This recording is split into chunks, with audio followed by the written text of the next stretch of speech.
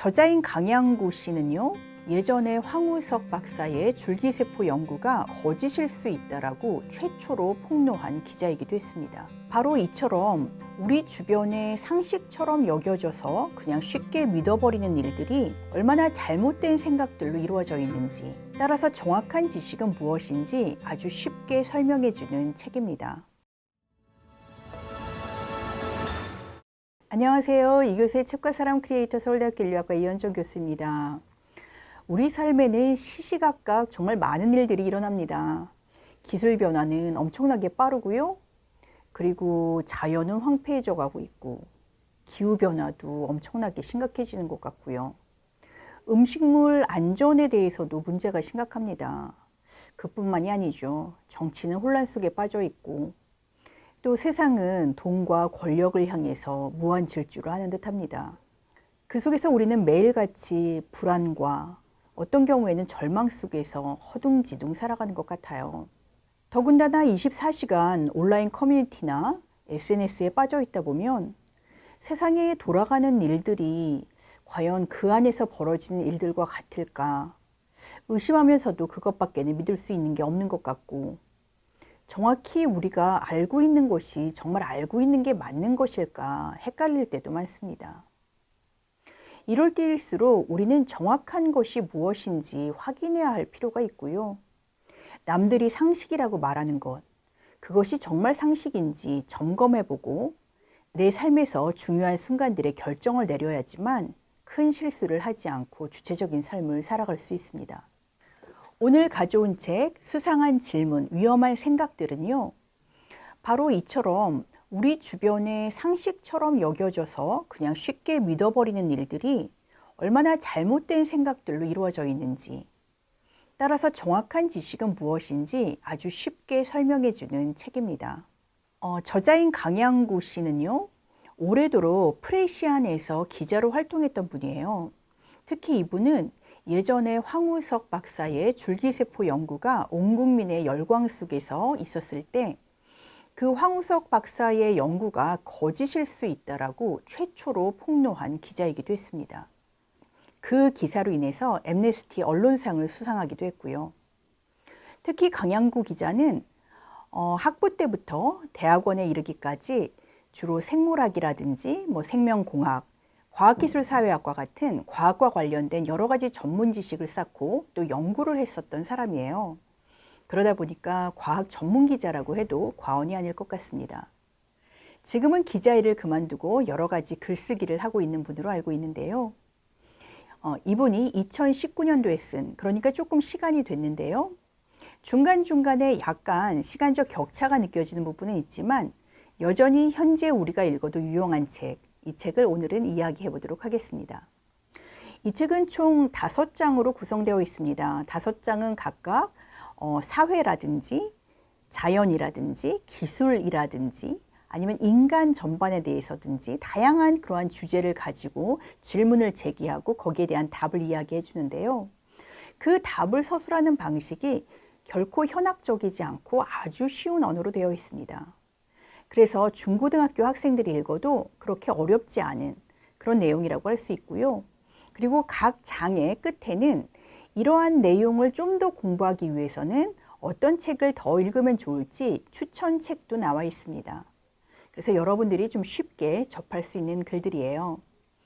이 책에서 제기하고 있는 질문은 아주 다양합니다. 예를 들어서 민주주의의 꽃이 선거일까 하는 것부터 시작해서 미세먼지는 정말 중국에서 날아오는 것일까? 우리가 GMO, 유전자 조작 방식에 의해서 만들어진 그러한 음식물을 먹어도 되는 것일까? 또는 집단지성이라는 게 정말 믿을 만한 것일까? 여러 가지 다양한 주제를 질문을 통해서 제기하고 있고요. 그리고 거기에 대한 이야기를 풀어나가고 있습니다. 오늘은 이처럼 여러 가지 주제들 중에서 특별히 2가지를 제가 소개해 보려고 해요. 첫 번째는 민주주의의 꽃이 과연 선거인가 하는 점입니다. 우리는 민주주의가 뭐냐라고 물으면 그것은 선거를 통해서 우리의 대표자를 뽑는 것이에요 라고 그렇게 쉽게 대답하기도 하고요. 또 우리가 민주주의 시민이라는 것은 선거를 하기 때문이 아닐까라고 생각을 하기도 합니다. 그처럼 선거라는 것은 우리가 민주주의 사회에 산다는 것에 있어서 어떤 핵심적인 그러한 문제처럼 여겨지는데요. 그런데 과연 선거라는 게 민주주의에 있어서 정말 핵심적이고 중요한 요소일까요? 여러분도 알겠지만 민주주의의 어떤 선거 방식이라는 것은 분명히 그것이 어떤 다수의 의견을 통해서 결정하는 한 가지 효율적인 그리고 합리적인 방식이라고 볼 수 있지만 그것은 기본적으로 인간이 합리적인 선택을 한다는 가정에 기인하고 있습니다. 그러니까 선거를 통해서 우리의 대표자를 뽑는다는 것은 크게 정당 활동과 그리고 언론 보도라는 두 가지의 그런 기능을 통해서 우리가 좀 검증이 된 그러한 후보자들을 갖고 있고 또 언론 보도를 통해서 그들에 대한 정확한 사실을 알고 있는 그런 선 위에서 우리가 더 나은 후보자를 뽑을 수 있다는 그런 전제 위에서 이루어지는 것인데요. 그런데 과연 정당 활동과 언론 보도가 우리가 믿을 만한 것이라고 생각할 수 있을까요? 예를 들어서 정당 활동도 우리가 보면 과연 이 정당의 정치인들이 국민들을 대변해서 혹은 국민들을 대표해서 일을 하고 있는 것인지 아니면 그들이 자신들만의 이익을 위해서 활동하고 있는 것인지 의심스러울 때가 많습니다. 언론 보도는 또 어떤가요? 우리가 예전에 기레기라는 말을 사용하기도 했었지만 언론 보도 중에서는 거짓 뉴스들도 때때로 발견되고요. 그리고 언론 보도가 매우 편향되어 있기도 하고요. 더군다나 더 심각한 문제는 이러한 언론 보도들이 오늘날에는 종이신문을 우리가 읽고 있지 않잖아요. 그러다 보니까 온라인 포털 사이트라든지 아니면 페이스북 같은 자신이 사용하는 SNS 공동체를 통해서 아주 선별적으로 보게 된다는 거죠. 그렇다 보니까 어떻게 보면 보는 관점들을 중심으로 똑같은 것을 반복해서 보게 되고 또 내 주변에 가까운 사람들이 좋아요라고 누르거나 거기에 동의하거나 계속 퍼다 나르는 그런 기사들만 반복적으로 보면서 내가 가지고 있는 관점이 계속 똑같이 강화되거나 다른 관점으로 인해서 좀 비판적인 시각으로 보는 그런 능력을 잃어버리게 될 위험도 있는 거죠. 그래서 이 책은 어떤 면에서는 아주 획기적인 다른 방법을 소개하고 있습니다. 그 방법은 바로 제비뽑기 민주주의인데요. 제비뽑기 민주주의라니 그 이야기를 한 번쯤 들어보신 분도 계실 수 있고 아니면 처음 들어보시는 분도 계실 텐데요. 아테네의 민주주의를 우리는 직접 민주주의라고 알고 있잖아요. 그렇지만 실제로 아테네의 시민들은 당시의 시민으로 인정되지 않았던 여성이라든지 노예라든지 아이들을 제외하고도 3만 명 정도였다고 해요. 그런데 실제로 아테네의 민회에 참여해서 정치에 직접적으로 관여하는 사람들은 5천 명에 불과했다고 합니다. 그 민회에 참여하는 5천 명은 자발적인 그렇게 지원을 통해서 구성이 됐는데요. 민회에 법안을 제출하는 500명의 평의회라든지 오늘날의 법원과 헌법재판소 기능을 겸하는 그러한 배심원들의 5천 명의 배심원이라든지 그리고 또 600명의 행정관들은 모두 제비뽑기로 선출했다고 해요. 단지 군사라든지 재무와 관련된 어떤 전문적인 지식이 필요한 부분에서만 사람들을 선거로 뽑았다고 합니다. 이처럼 아테네의 민주주의의 핵심은 어찌 보면은 좀 우리에게는 낯설지만 제비뽑기 민주주의였는데요. 아니 그러면 아무나 제비뽑기로 정치인이 되란 말이냐? 그러면 나라 꼴이 도대체 어떻게 되란 말이냐 하고 우려를 표하시는 분들도 계실 수 있어요. 그런데 우리가 한번 생각해 볼게요. 민주주의라는 것은 기본적으로 모든 한 사람 한 사람이 정치적으로 평등하다라는 그러한 믿음 위에서 설립된 제도입니다. 그러다 보니까 사실은 아무나 정치를 하고 아무나 정치에 참여할 수 있는 것이 민주주의의 어떻게 보면 본질이라고 할 수 있어요. 사실 아무나 정치를 할 수 없다라는 생각 속에서 예전에 2008년도인가요? 국민 참여 재판이 진행됐을 때도 사람들이 많은 우려를 표현했는데요. 그 당시에 일반 시민들 중에서 추첨을 해서 배심원들을 구성해서 판결을 내리려고 할 때 어떻게 일반 사람들이 법적인 지식을 가지고 있지도 않은데 판결을 내릴 수 있을까라고 많이 우려를 했지만 놀랍게도 지금 10년도 훨씬 지났죠? 지금 이 기간 동안에 살펴본 바에 따르면 배심원들의 판결이 일반 판사들의 판결과 일치하는 확률은 무려 93%나 된다고 합니다. 그리고 시민 배심원들이 판결한 내용이 오히려 판사가 판결한 것보다 1심의 판결이 항소심으로 뒤집혀지는 경우가 훨씬 적었다고 그래요. 그러니까 우리는 어쩌면 정치인들이 어떤 특별한 사람이야, 혹은 법관이 어떤 특별한 사람이야 라고 인정해주고 있지만 어떤 면에서는 우리 자신이 갖고 있는 자질이 그들이 잘 못한다면 그들보다 더 나을 수 있다는 점을 보여주고 있는 것이죠. 한번 이 책에 나와 있는 연세대의 이지문 연구교수의 이야기를 제가 인용해 보도록 하겠습니다. 지금 우리나라 40대 이하 대부분이 고졸 이상의 학력을 갖고 있습니다. 세계적으로도 학력이 가장 높고 문맹률은 제로에 가깝습니다. 또 산업화와 민주화를 겪으면서 많은 사람이 자기 분야에서 다양한 경험이 있습니다. 더구나 시민의식도 이제는 높은 수준으로 올랐다고 봐야죠. 더 중요한 지점이 있습니다. 민주주의는 결과만 놓고 이야기하는 제도가 아닙니다. 그 결정 과정, 합의 과정이 중요합니다. 각자 의견을 개진하고 토론 끝에 하나의 결정을 이뤄나가는 과정에서 소수의 의견도 받아들이고 최종적으로 합의된 결과에 승복해야죠. 이게 바로 민주주의 문화입니다. 이를 위해서는 시민이 다양한 공간에서 참여할 기회가 열려 있어야 합니다. 지금 우리에게 참여할 기회는 투표밖에 없습니다. 그러니 현안에 관심이 없어지죠. 민주주의에 대한 관심을 높이는데 추첨제를 통한 참여만큼 좋은 방법이 없습니다. 루소가 말한 대로 좋은 제도가 좋은 덕성을 만들 수 있습니다. 인용문에서 언급한 대로 우리 한국인들은 기본적으로 학력 수준도 매우 높을 뿐만 아니라 또 정치에 대한 관심도 아주 높습니다.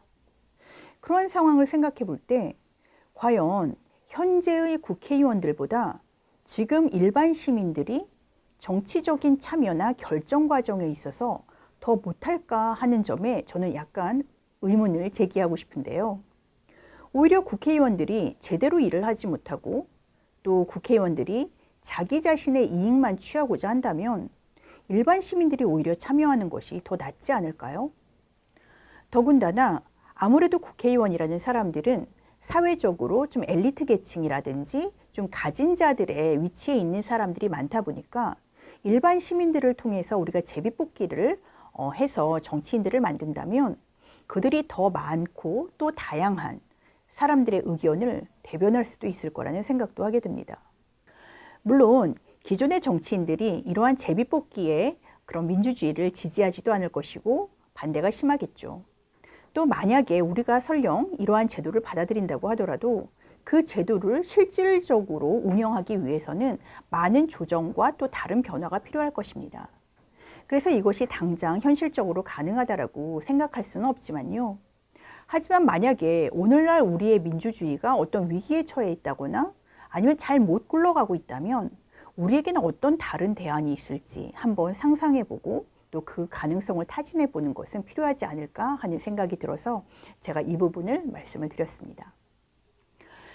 아까 아테네의 민주주의가 제비뽑기 민주주의라고 말씀드렸는데 그렇다면 그리스 아테네처럼 아주 오래된 그런 고대 국가에서만 이런 일이 있었을까요? 이 책에서는 그렇지 않고 오늘날 현실 속에서도 제비뽑기 민주주의가 이루어지는 곳을 이야기를 하는데요. 제가 그 부분도 한번 읽어보도록 하겠습니다.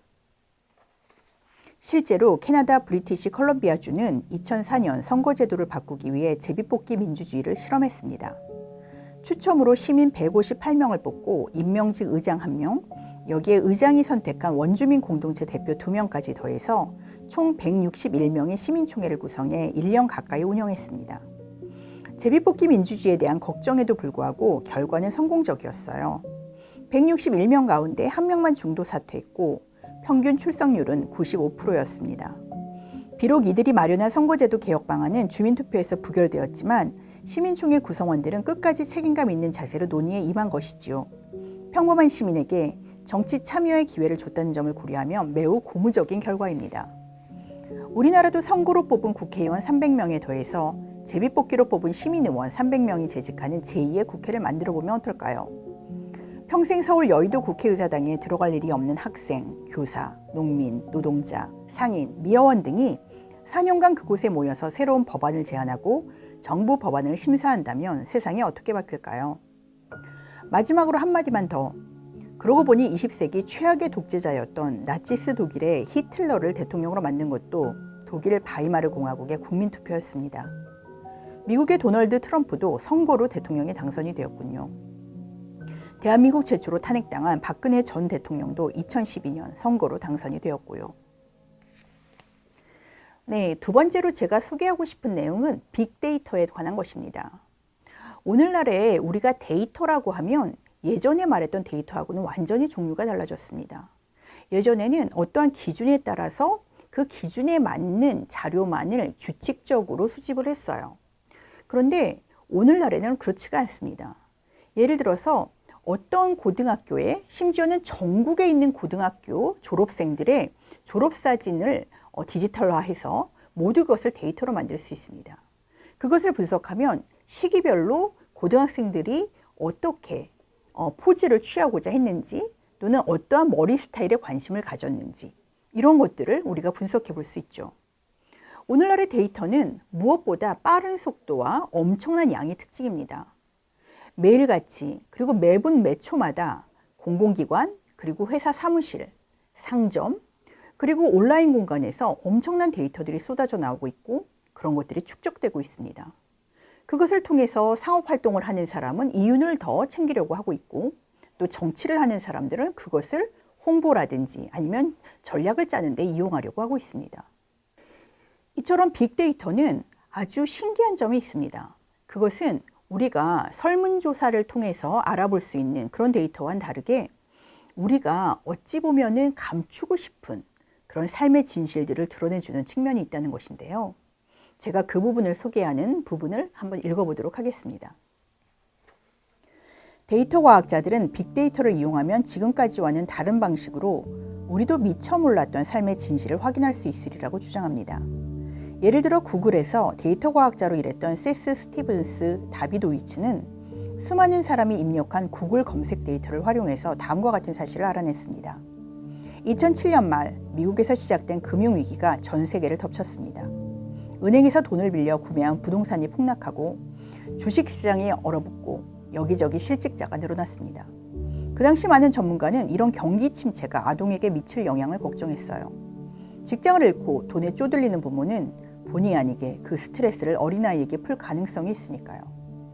이 때문에 아동학대가 늘어날 가능성을 놓고서 많은 사람들이 조마조마하며 통계를 살폈어요. 하지만 미국의 공식 데이터는 달랐습니다. 우려하던 아동학대 증가 조짐은 나타나지 않았어요. 심지어 아동학대 사건이 줄어드는 것처럼 보였죠. 도대체 어찌된 영문이었을까요? 세스는 이런 공식 통계가 믿기지 않았습니다. 그는 구글 검색 데이터를 찾았어요. 구글 데이터는 구글의 검색창에 수많은 사람이 남긴 검색 흔적을 데이터로 가공한 것입니다. 결과는 어땠을까요? 세스는 그에 져서 모두 거짓말을 한다 해서 이렇게 말합니다. 아이들은 구글에 비극적이고 가슴 아픈 검색을 했다. 엄마가 나를 때려요. 아빠가 나를 때려요. 이런 검색은 2007년 말부터 시작한 경기 침체 기간에 크게 늘었습니다. 세스의 분석은 이렇습니다. 아동학대가 준 것이 아니라 아동학대 신고가 줄었던 거예요. 경기 침체로 아동학대 문제를 담당하던 경찰, 교사, 공무원이 일자리를 잃으면서 아동학대 신고 자체가 어려워졌기 때문입니다. 기가 막힌 삶의 진실이지요. 이처럼 구글 데이터는 우리가 전화 설문조사라든지 아니면 종이로 인터뷰하는 것과는 다르게 우리가 어찌 보면은 감추고 싶어하는 그런 삶의 진실을 적나라하게 보여줍니다. 그런데 우리가 주의할 점이 있어요. 그렇다면 이처럼 온라인에 돌아다니는 많은 데이터들은 다 진실을 드러내주는 것일까요? 이 책에서는 그렇지 않다고 말합니다. 예를 들어서 구글 데이터와 다르게 페이스북 데이터를 보죠. 페이스북은 여러분들도 써보신 분들은 아시겠지만 자기가 남들에게 보이고 싶은 것들을 주로 포스팅을 합니다. 내가 예를 들어서 포르노 잡지를 즐겨본다든지 내가 어떤 사람들하고 아주 치졸한 싸움을 했다든지 그런 이야기를 올리지는 않죠. 주로 굉장히 고상하거나 아니면 자랑할 만하거나 떳떳한 그러한 것들을 올립니다. 그러다 보니까 페이스북 데이터 같은 거는 아무리 많이 모이고 그것을 분석한다고 하더라도 실제로 살아가는 사람들의 삶의 진실을 잘 보여주지는 못하는 것이죠. 어떤 면에서 편향된 데이터라고 할 수 있습니다. 따라서 빅데이터라고 해서 모든 데이터를 우리가 신뢰할 수 있는 것도 아니고 또 빅데이터가 모든 것을 설명해 줄 수 있는 것은 아닙니다. 빅데이터가 가지고 있는 한계들은 이외에도 아주 여러 가지 많이 있어요. 그렇지만 우리가 갖고 있는 또 다른 종류의 데이터가 우리가 감출 수 있는 어떤 부분들을 또 보여줄 수 있다는 점.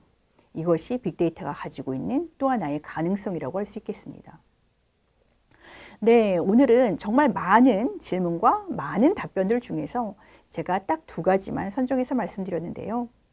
이 두 가지는 여러분들이 오늘날에 한번 생각해 보실 수 있는 그런 이야기지만 또 동시에 우리에게 좀 다른 방향으로 생각해 볼 수 있는 어떤 가능성을 제시해 준다고도 할 수 있어요. 여러분들 기회가 되시면 한번 이 책을 읽어보시기 바랍니다. 어떤 부분은 약간 이 책이 2019년에 나온 책이다 보니까 조금 시대에 뒤떨어져 있거나 아니면은 그 당시의 상황을 좀 반영한 듯한 그런 내용도 들어있지만요. 전반적으로 우리에게 많은 정보를 주고 또 우리 주변에 일어나는 많은 일들에 대해서 다시 한번 생각하게 해주는 그런 책이라고 여겨집니다.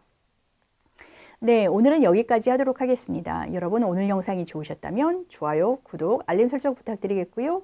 저는 다음 시간에 또 좋은 영상을 가지고 여러분들을 만나 뵙도록 하겠습니다. 감사합니다.